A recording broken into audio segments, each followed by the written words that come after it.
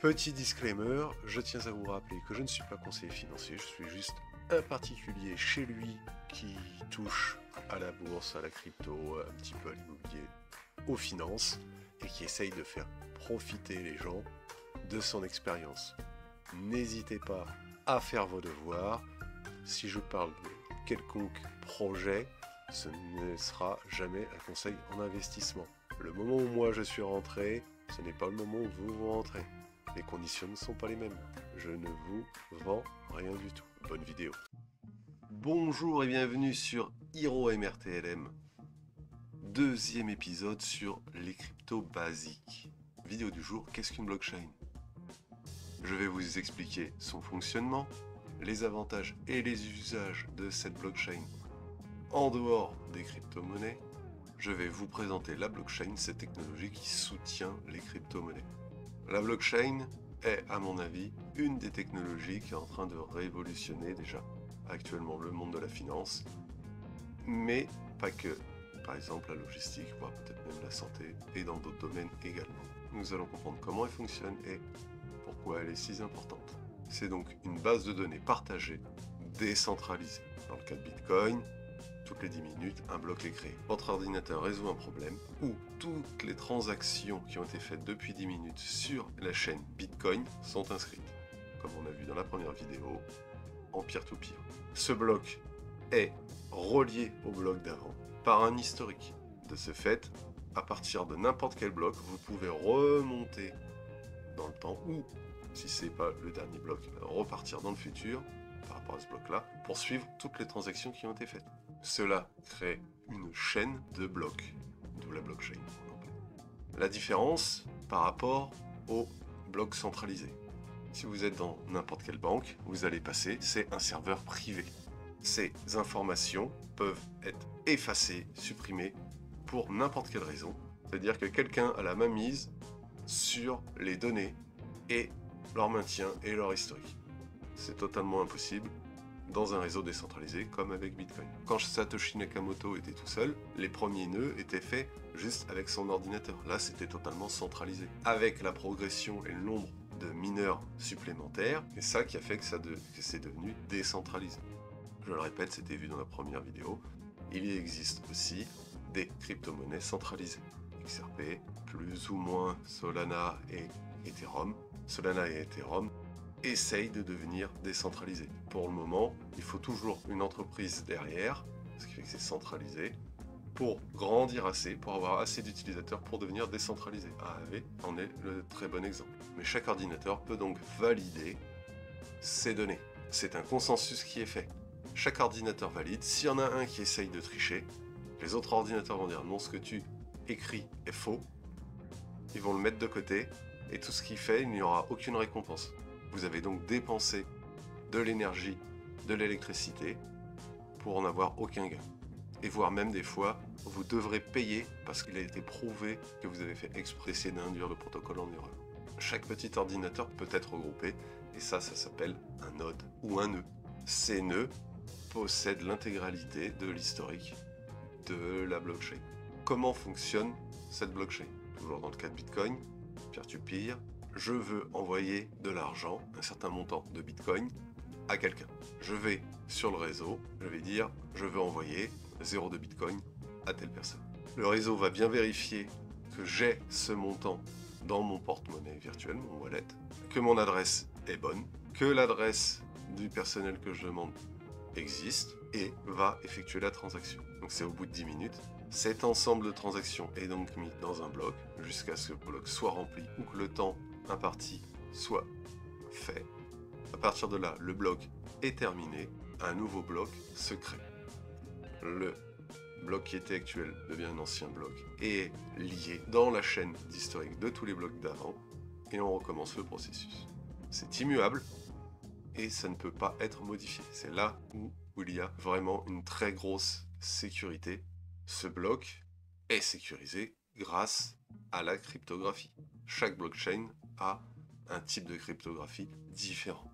Chaque bloc a une signature numérique, ça s'appelle un hash. Comme il y a un lien, chaque hash est écrit d'une certaine façon. Si quelqu'un essaye de modifier ce hash, cela se voit. car pour modifier ce hash, ça veut dire qu'il faut modifier tous les suivants. Le plus simple dans ce cas-là est de modifier le dernier bloc, le dernier hash, d'où le principe de la taxe 51%. Pour prendre possession, en théorie, de Bitcoin, il faudrait que quelqu'un ait assez de puissance de calcul pour avoir 51% de la puissance de calcul mondiale pendant 10 minutes pour peut-être prendre possession du dernier bloc. Pour réellement prendre possession de la blockchain, il faudra prendre possession de plusieurs blocs d'affilée pour créer une nouvelle chaîne. Les nœuds et la décentralisation. Chaque nœud détient une copie complète de l'historique de la blockchain et aide à valider de nouveaux blocs, donc à valider de nouvelles transactions. Il n'y a donc pas un point unique qui décide. C'est l'ensemble des nœuds qui permettent de former un bloc. Plus il y a de monde, plus il y a d'ordinateurs, plus il y a de points d'entrée, plus il est difficile de corrompre cette chaîne. C'est pour ça qu'elle est hyper sécurisée. Tant qu'il y aurait de l'électricité dans le monde avec un seul ordinateur, Bitcoin continuerait à tourner. Il n'y a pas de point unique de défaillance. D'où une très forte résistance au piratage et aux manipulations. Quels sont donc les avantages de la blockchain? Premièrement, la sécurité. Chaque transaction est validée par plusieurs nodes et c'est le consensus de la majorité des nodes qui est validé. C'est donc cryptographiquement sécurisé. La fraude et la manipulation sont donc difficiles à avoir. Deuxièmement, la transparence. C'est une blockchain publique. Tout est visible. Alors ça ne sera pas marqué « Monsieur untel a fait ça », ça sera marqué « Telle adresse a fait ça ». Bitcoin n'est pas anonyme, Bitcoin est pseudonyme. Vous donnerez toujours une adresse de wallet, de portefeuille. À partir du moment où cette adresse est dedans, vous pourrez suivre tout ce qu'a fait cette adresse depuis ses créations jusqu'à la fin de son utilisation. Il n'y a pas plus transparent que ça. C'est un avantage qui peut être vraiment très précieux, là où il faut énormément de données, comme la finance ou la logistique par exemple. Troisièmement, c'est rapide et, en comparaison avec le système traditionnel, très peu coûteux. En particulier les transferts de fonds internationaux. Par exemple, avec Realty, c'est aux États-Unis, j'utilise des dollars, c'est presque instantané. Une opération bancaire classique avec un montant standard, c'est au moins 40 ou 50 dollars de frais. J'ai quelques centimes, ouais, je sais ça, en fonction de la blockchain. Avec Gnosis, c'est moins d'1 centime de frais, en immédiat. Et en général, je fais ça en dehors des heures d'ouverture des banques. Les usages de la blockchain au-delà des crypto-monnaies. Pour tous ceux qui n'y connaissent rien, en général, déjà, blockchain, c'est un mot bizarre et c'est souvent associé à Bitcoin. En vrai, il y a de nouvelles applications tous les jours qui sont créées avec de nouveaux potentiels. La marchandise, par exemple, là, tout ce qui est logistique, le token SNX, Synthetix, permet le suivi de transfert de toutes les données dans un camion, par exemple.